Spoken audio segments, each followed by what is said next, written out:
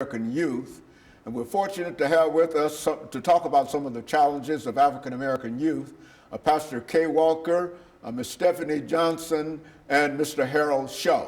And of course, Pastor Walker, Ms. Johnson, and Mr. Shaw, let me welcome the three of you to the show this morning to talk about what I consider to be a very, very important topic, and a topic that the three of you have a lot of information in reference to it. And of course, Pastor Walker, you've been with us on many occasions, as well as Ms. Johnson, you might be new to this particular show, but the three of you should know that this first segment will be made up of what we call your background, education, and experiences. The idea is to give the audience some idea as to who you are, talking about the topic dealing with some of the challenges of African American youth. Then we'll have a break, and we'll come back for an 8-minute segment, and we'll give you an opportunity to further expand upon some of the challenges of African American youth, and then we'll have a break, and our final segment will be 10 minutes, and it gives us an opportunity to sort of bring together all of the information that we've tried to deal with this particular morning. And so let us start off, Pastor Walker, by having you to give us some information, some statements in reference to your background, your education, and some of your experiences. Ms. Johnson will do the same, as well as Mr. Shaw. Well, thanks again, Dr. Hank, for having me on the show. I've been here many times, born and raised right here in Nashville, Tennessee. Good parents, I call them good parents. They raised me right. I went wrong, but they raised me right. Ended up becoming got kicked out of the public school system here, actually, in the state of Tennessee. Back then, they had a safety net for me. I was able to go into the military. Now you have to have a GED or graduate to be able to get in now, but back then you could go in without it. So I went into the military after having also gotten into some trouble. After getting kicked out of the public school system, got out of the military, got a GED through OIC, Opportunities Industrialization Center. From there, did some studies at Tennessee State University. Didn't complete it. My drug addiction got the best of me, drove me out of the college scene, ended up incarcerated in the state prison system.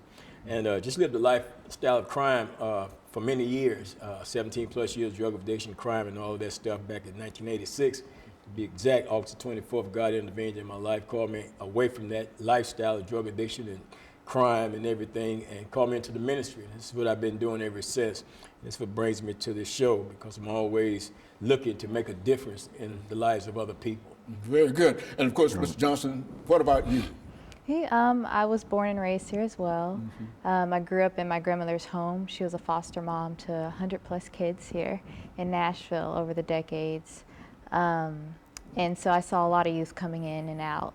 A lot were African American youth. And then I went to Hunter's Lane. It's one of the, I would say, more rougher schools here in Nashville. And there was a lot of fights and violence in there. I went on to go to Regent University, where I got a degree in organizational leadership and management. And there I learned about human trafficking and started doing a lot of work in that, and saw a lot of African American women being put into that trade and whatnot. And so, yeah. Very good. What about you, Mr. Shaw?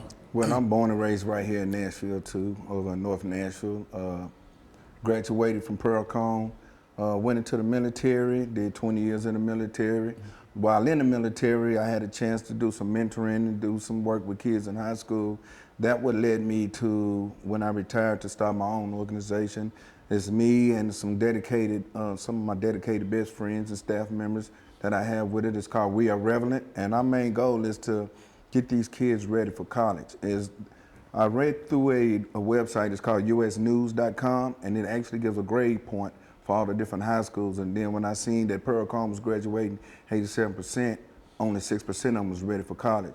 So I knew at that time that even though it's 87% sound good, these kids are not ready for college. So we're gonna start at the 5th grade level, and we mentor those kids all the way through high school, and it also has to make sure that they do community service.